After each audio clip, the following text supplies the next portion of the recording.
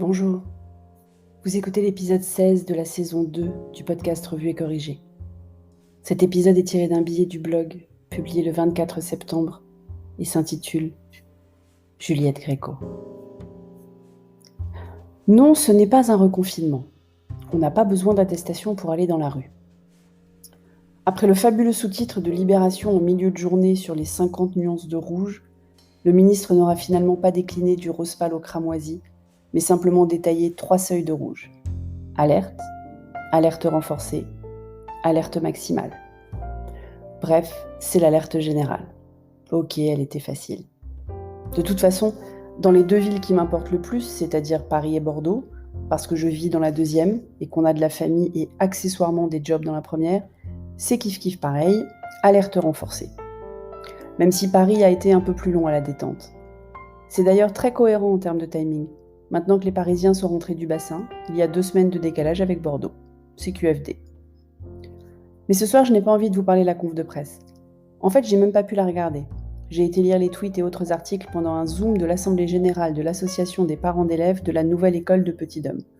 Vous vous rappelez, cette nouvelle école dont je vous parlais à l'épisode 49 de la première saison. Eh bien, à cette association, je viens d'être élue membre du conseil d'administration et j'en suis pas peu fière. Mais je ne vais pas vous parler de ça non plus et vous faire un chapitre d'auto-congratulation comme j'avais pu le faire à l'épisode 64. C'est pas mon genre, enfin pas trop. Je ne vous garantis pas de ne pas faire de billets sur le sujet, mais il faudrait que j'aie assisté à un conseil d'administration au moins. Surtout que ce sera le premier endroit un peu professionnel de ma vie où il y a beaucoup plus de femmes que d'hommes. Ça va être intéressant. Mais alors de quoi on parle aujourd'hui ? J'ai hésité à reparler de Trump. Parce qu'il va proposer un nom au Sénat pour remplacer RBG, vous savez, Ruth Bader Ginsburg dont je vous parlais à l'épisode 14. Il va proposer ce nom dès samedi. Il a promis de proposer une femme, comme si ça pouvait racheter ce qu'il veut faire subir à des millions de femmes dans son pays. Mais je préfère vous parler d'une autre femme. Je préfère vous parler de la disparition de Juliette Gréco. Pour une fois, je n'ai pas préparé ce billet trop tôt dans la journée de mercredi, hier donc, pour vous qui me lisez ou m'écoutez le jour même de sa parution. Parce que j'attendais la conf de presse du ministre de la Santé et des Solidarités, il a l'air d'y tenir, avant de l'écrire. Donc ça m'aura permis d'écrire ce billet après l'annonce de la disparition de Juliette Gréco. Décidément, les artistes que je fais découvrir à Petit-Dôme disparaissent cette année.